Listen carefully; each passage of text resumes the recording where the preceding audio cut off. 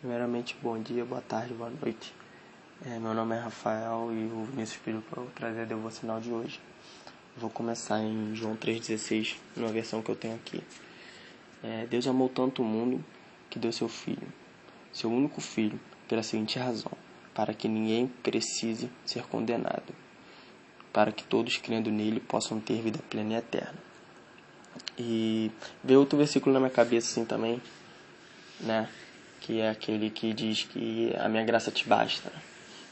E quando eu estava pensando sobre esses dois versículos, eu decidi assim, ser ousado, né? Fiz uma oração para Deus para que Ele me ensinasse a viver dessa graça. E pedi para que Ele me ensinasse a fazer dessa graça suficiente para a minha vida. E pedi para que isso acontecesse mesmo que houvesse sacrifícios e dores da minha parte. Depois que falei isso, percebi às vezes que não sabia a dimensão do que eu estava pedindo.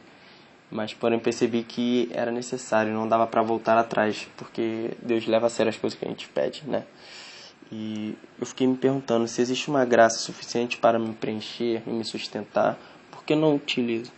Ou por que não busco preencher? Por que buscamos nos preencher por outras coisas? Por que eu busco me preencher por outras coisas?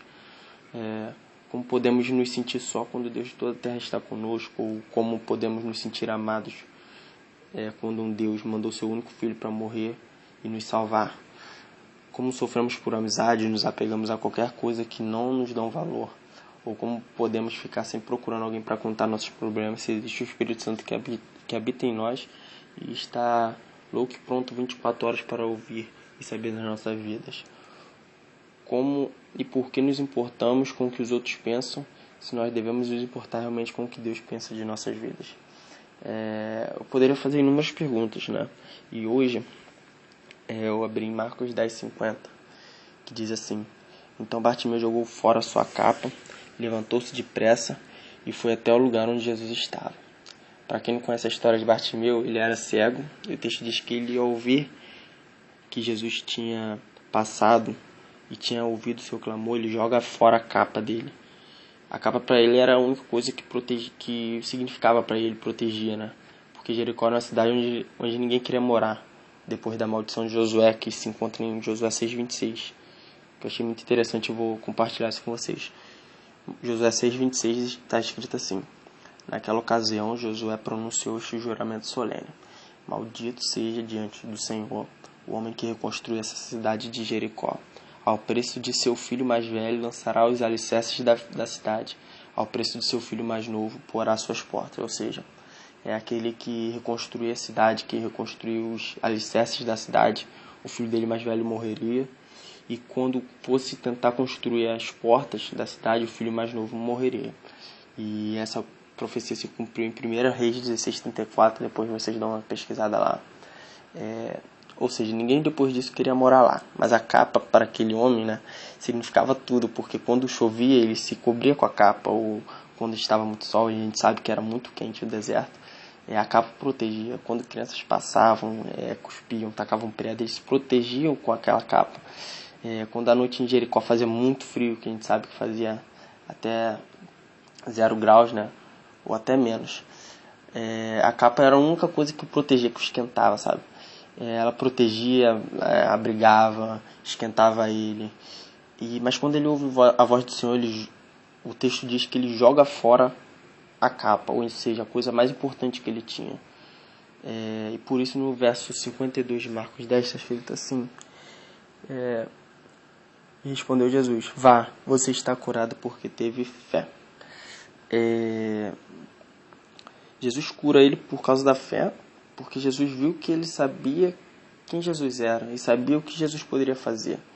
E mais à frente do capítulo ele não recebe seu milagre e vai para casa. E a Bíblia diz que ele foi seguir a Jesus, né, no final, no capítulo 52. Ou seja, precisamos aprender um pouco com esse servo de Deus, porque nele eu vejo a resposta das minhas perguntas e vejo que ele não se importou em gritar o nome de Jesus em meio à multidão. Não quis saber o que a multidão pensaria. Ele apenas ouviu falar que Jesus estava passando e gritava: Jesus, filho de Davi, tenha compaixão de mim. Ele sabia quem era Jesus e sabia o que ele poderia fazer. Quando ele diz filho de Davi, ele sabe que Jesus era o Messias. Ele mostra para Jesus que ele era o Messias. porque naquela época eles sabiam que Jesus viria da linhagem de Davi, porque estava escrito, estava nas Escrituras. E ele creu nisso. E Jesus viu que alguém entendeu quem ele era, quem Jesus era. Mas nós sabemos que assim, Jesus nos ama e diz que a graça dele nos basta, que ele nos sustentará porque sabemos que não merecemos essa graça e esse amor.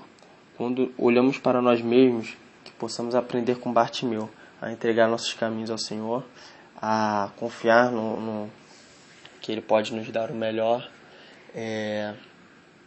a lançar tudo que nos prende a essa vida, né, de incredulidade, que às vezes nós não deixamos Deus mexer em certas áreas da nossa vida, né, por medo de acontecer alguma coisa que não gostamos, mas que nós possamos aprender, assim como Bartimeu jogou fora a coisa mais importante da vida dele, né, e a gente faz pensar o que hoje é a coisa mais importante na nossa vida e como eu ficaria se eu tivesse que jogar fora isso.